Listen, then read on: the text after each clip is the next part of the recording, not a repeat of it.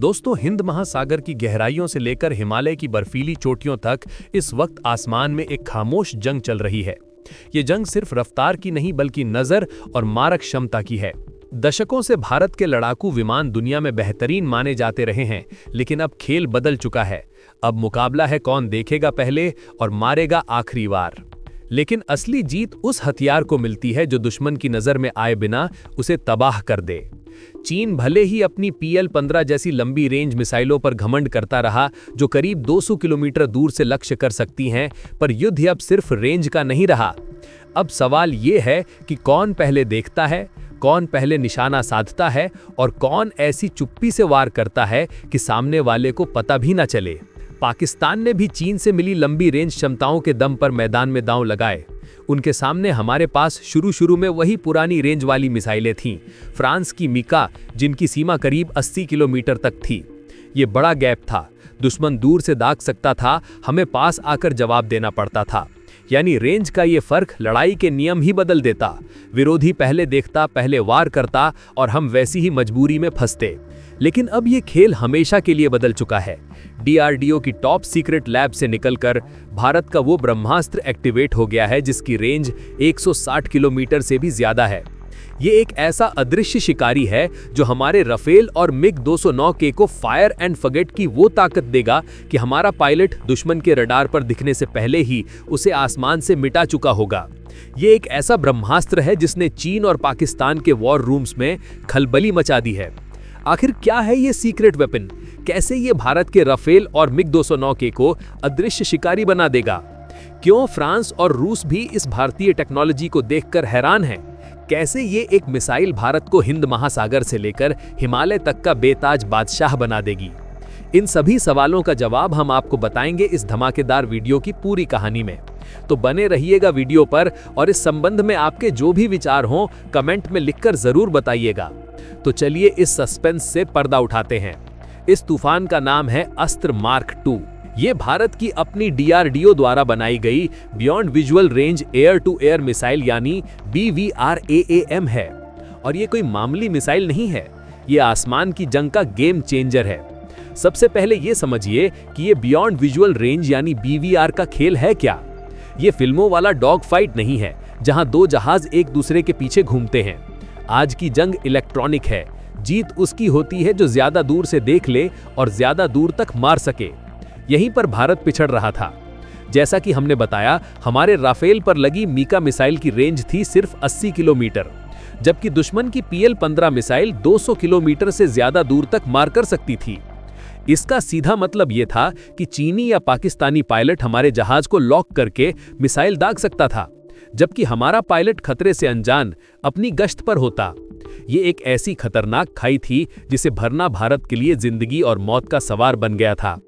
इसी खाई को पाटने के लिए DRDO ने दिन रात एक कर दिया।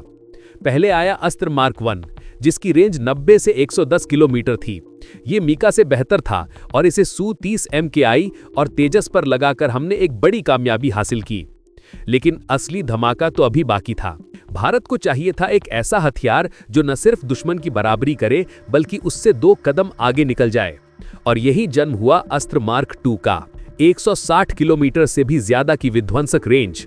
इसके अंदर लगा है एक अत्याधुनिक एक्टिव रडार सीकर यानी मिसाइल का अपना दिमाग, जो एक बार लॉक होने के बाद खुद अपने शिकार का पीछा करता है। चाहे दुश्मन कितना भी चकमा देने की कोशिश करे, इसकी रफ्तार और फुर्ती इतनी जबरदस्त है कि दुश्मन के बचने के सारे रास्ते बंद हो जाते हैं। ये सिर्फ चीन की PL-15 की बराबरी नहीं है, ये आत्मनिर्भर भारत का वो जवाब है जो दुनिया को बता रहा है कि हम अब किसी से कम नहीं। अब हमें अपनी सुरक्षा के लिए फ्रांस, रूस या अमेरिका के आगे हाथ फैलाने की जरूरत नहीं। हम अपना अस्त्र खुद बनाते हैं और ये अस्त्र दुश्मन के दिल में खौफ पैदा करने के लिए काफी है। अब इस खेल के सबसे बड़े मोर्चे यानी हिंद महासागर की बात करते हैं। यहाँ हमारे 2 महाबली तैनात हैं, INS विक्रमादित्य और INS विक्रांत। ये सिर्फ एयरक्राफ्ट कैरियर नहीं है, ये समुद्र में तैरते हुए भारत के वो किले हैं जो चीन के स्ट्रिंग ऑफ पर्ल्स के घमंड को तोड़ने के लिए काफी हैं। लेकिन एक किले की असली ताकत होते हैं उसके लड़ाके। अभी तक विक्रमादित्य पर तैनात थे हमारे MiG-209K के फाइटर्स। ये बेहतरीन जहाज हैं, लेकिन इनकी भी वही कमजोरी, पुरानी रूसी मिसाइलें। भारत ने यहां एक ऐसा दांव चला जिसने सबको चौंका दिया।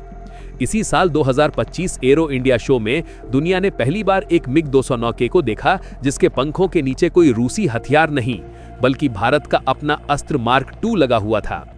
ये सिर्फ एक नुमाइश नहीं थी, ये चीन और पाकिस्तान के लिए एक खुला संदेश था।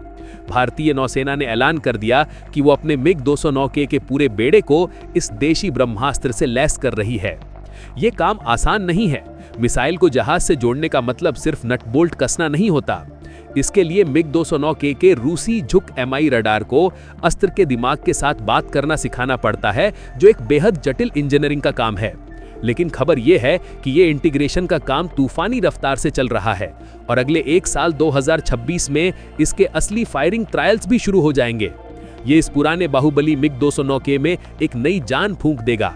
वो अब 160 किलोमीटर दूर से ही दुश्मन के जहाजों या पनडुब्बी रोधी विमानों को समंदर में डुबो सकेगा। लेकिन नौसेना का असली मास्टर स्ट्रोक तो अभी बाकी था। भारत ने फ्रांस के साथ 26 राफेल M लड़ाकू जहाजों का $7.5 बिलियन का सौदा अप्रैल 2025 में फाइनल किया। ये जहाज 2029 से INS विक्रांत पर तैनात होने शुरू होंगे और यहां नौसेना ने जो होशियारी दिखाई वो काबिले तारीफ है। उन्होंने फ्रांस से साफ कह दिया कि हमें राफेल M पर तुम्हारी मीका मिसाइल चाहिए ही नहीं।